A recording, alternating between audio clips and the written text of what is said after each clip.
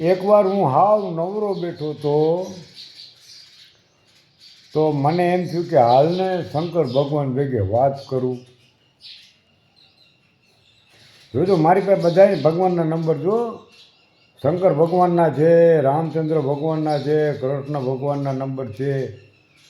તમારે ફોન લગાડવો હોય તો કહેજો, હું તમને નંબર આપીશ. તો હું નવરો બેઠો તો મને એમ થયું કે શંકર ભગવાન ભેગે થોડી વાત કરું. તો મેં શંકર ભગવાનને પૂછ્યું, કીધું આ ભજનમાં બધું ગવાય છે કે સાધુ સંતોના હિસાબે ધરતી ટકી રહી છે.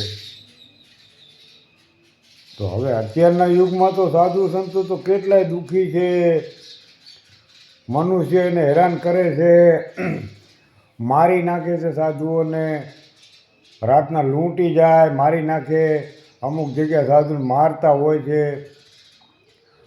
તો આ બધું કેમ આમ? સાધુ સંતોના હિસાબે ધરતી ટકી રહી છે, તો આ સાધુ ઉપર સંસારી લોકોનો આટલો બધો ત્રાસ કેમ? જોજો તમે ક્યાંક ક્યાંક કોક જગ્યામાં વહીવટ કરતા હશે એ સાધુને હેરાન કરે, કોક જગ્યાએ એમને રાતે આવીને પૈસા હાટું થઈને મારી નાખે સાધુઓને. આવા ઘણાય બનાવો બને છે. તો મેં કીધું આટલું બધું કેમ?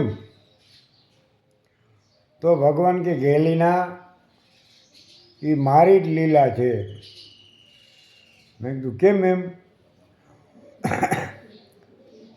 તો કે શાસ્ત્રોમાં લખ્યું જ છે, સૃષ્ટિનું સર્જન કર્યું ને એટલે એનું વિસર્જન તો છે જ.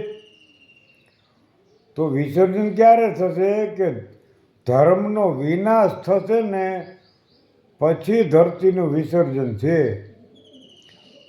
તો મને સમજાયું, મને કે જો ધર્મનો વિનાશ કરવા માટે પહેલાં તો સાધુ સંતો ઉપર ત્રાસ, મારી નાખો આ, એટલે હવે ધીરે ધીરે સાધુ સંતો લુપ્ત થતા જશે અને લગભગ કોઈ સાધુ બનશે નહીં. એટલે ધીરે ધીરે બધા સાધુઓ નષ્ટ થઈ જશે. પછી મંદિરોમાં અધર્મીઓ ઘૂસી જશે. મંદિરોમાં અધર્મીઓ ઘૂસી ગયા પછી ત્યાં આવડા ધંધા ચાલશે, દારૂ વેચાશે, રાંડબાજ થાશે અને એવી રીતે ધીરે ધીરે ધર્મનો વિનાશ થઈ જશે. અને ધર્મનો વિનાશ થયા પછી સૃષ્ટિનું વિસર્જન છે. મને શંકર ભગવાને આવું સમજાયું એટલે હવે હું ચૂપ થઈ ગયો છું. આપણે કોઈને કાંઈ કહેવું જ નથી. જેને ટ્રસ્ટી બનવું હોય બને, જેને વહીવટ કરવું હોય કરે. મને ખબર છે કે ભગવાનની જ લીલા છે, તો પછી આપણે માથું મારીને શું કરવું? હાલો, ઓમ નમો નાથ, સીતારામ, જય માતાજી. ગાંડા બાપુ નામ છે ને ગાંડા જેવા સત્સંગ છે.